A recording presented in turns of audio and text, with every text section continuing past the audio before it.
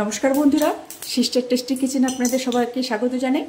আজকে টেস্টি কিচেনের রেসিপি হচ্ছে ইলিশ মাছের সর্ষে বাটা। তো প্রথমে আমি ওভেনে আগুন দিয়ে তেল চড়িয়ে দিয়েছি। এইবারে আমি মাছগুলো ভেজে নেব। বন্ধুরা, আমার তেলটা গরম হয়ে গেছে। এইবারে আমি দিয়ে দেবো মাছগুলো।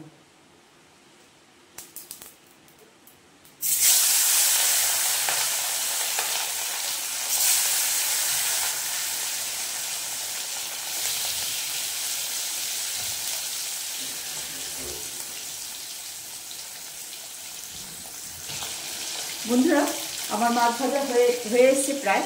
এর ভিতরে এবার দিয়ে দেবো সর্ষে বাটা, হলুদ গুঁড়ো আর লঙ্কা গুঁড়ো আর নুন। এটা এবার এটার ভিতরে ঢেলে দেবো।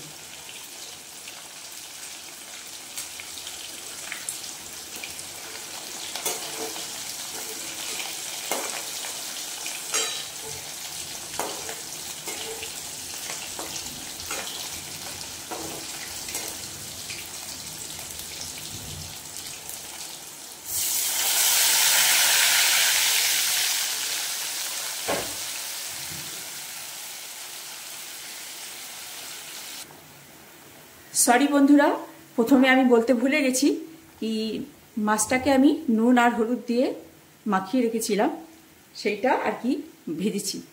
তো একটু টেনশানে ছিলাম, বাইরে বৃষ্টি হচ্ছে তো সেই জন্যে, এই জন্য আমি বলতে ভুলে গেছি।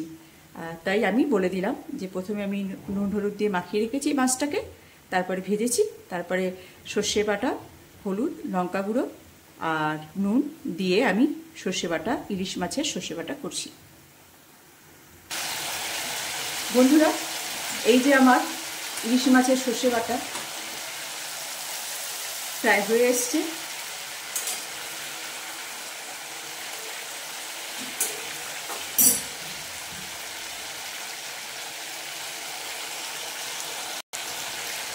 বন্ধুরা, ফাইনালি আমার ইলিশ মাছের সর্ষে বাটা হয়ে এসছে। এবার গ্যাস করবো অফ, করবো প্লেটিং।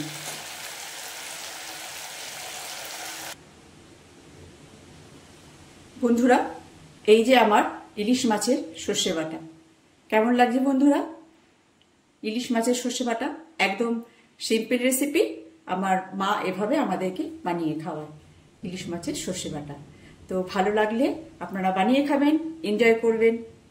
তো আর কমেন্টস দেবেন কেমন লাগছে, আর ভালো লাগলে একটুখানি লাইক শেয়ার করবেন।